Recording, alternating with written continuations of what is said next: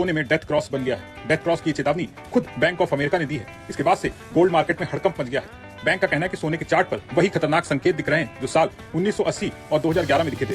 और क्या आप जानते हैं कि जब ये डेथ क्रॉस बना था तो क्या हुआ था? पहले सोने ने रिकॉर्ड बनाया, फिर कई साल तक लगातार गिरता चला गया। अब सवाल यह है, क्या इस बार भी वही कहानी दोहराई जाएगी? क्या सोना अभी और सस्ता होने वाला है? क्या जिन लोगों ने ऊंचे भाव पर सोना खरीदा है उन्हें बड़ा झटका लग सकता है? या फिर आने वाली गिरावट नए निवेशकों के लिए सुनहरा मौका साबित होगी?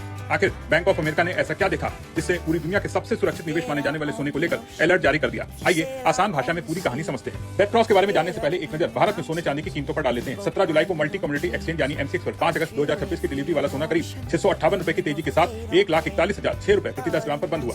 वहीं 4 सितंबर 2026 की डिलीवरी वाली चांदी हल्की तेजी के साथ 2,16,449 रुपए प्रति किलो पर बंद हुई। अब सबसे पहले समझते हैं कि आखिर ये डेथ क्रॉस क्या है और इसे इतना खतरनाक क्यों माना जाता है। जब किसी एसेट की छोटी अवधि की औसत कीमत यानी 50 डे मूविंग एवरेज लंबी अवधि की औसत कीमत यानी 200 डे मूविंग एवरेज के नीचे चली जाती है तो उसे डेथ क्रॉस कहा जाता है। तकनीकी विश्लेषण करने वाले निवेशक इसे इस बात का संकेत मानते हैं कि बाजार में तेजी कमजोर पड़ रही है और अब लंबे वक्त तक गिरावट का दौर शुरू हो सकता है। यही वजह कि जब किसी बड़े एसेट में डेथ क्रॉस बनता है पूरी दुनिया के निवेशकों की नजर उस पर टिक जाती है और अब यही संकेत दुनिया के सबसे सुरक्षित माने जाने वाली संपत्ति सोने में दिखाई दे रहा है। बैंक ऑफ अमेरिका के टेक्निकल रणनीतिकार और उनकी टीम ने अपनी नई रिपोर्ट में कहा कि सोने की मौजूदा गिरावट अभी खत्म नहीं हुई है, बल्कि ये तो सिर्फ शुरुआत हो सकती है।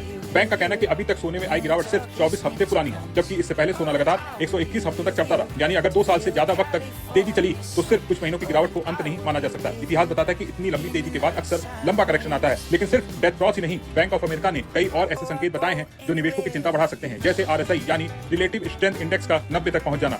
अगर आप शेयर बाजार में निवेश करते हैं तो जानते होंगे आरएसआई का 70 के ऊपर जाना ही ओवरबॉट माना जाता है, लेकिन इस बार आरएसआई 90 तक पहुंच गया है। इतना ऊंचा स्तर बहुत कम देखने को मिलता है। बैंक ऑफ अमेरिका कहता है ऐसा आखिरी बार 1980 और 2011 में हुआ था और दोनों बार सोने ने पहले रिकॉर्ड बनाया फिर कई साल तक लगातार गिरता रहा। यानी बैंक का कहना इतिहास फिर से खुद को दोहरा सकता है। अब सबसे बड़ा सवाल, आखिर सोना कितना गिर सकता है? बैंक ऑफ अमेरिका का अनुमान है अगर 2026 में बना हाई 2080 और 2011 की तरह बड़ा टॉप साबित होता है तो सोने में पिछला उछाल करीब 50% तक करेक्शन आ सकता है। बैंक के मुताबिक सोना $3,702, फिर $3,605 और आखिर में $3,315 प्रति औंस तक फिसल सकता है। यानी मौजूदा स्तरों से अच्छी खासी गिरावट संभव है।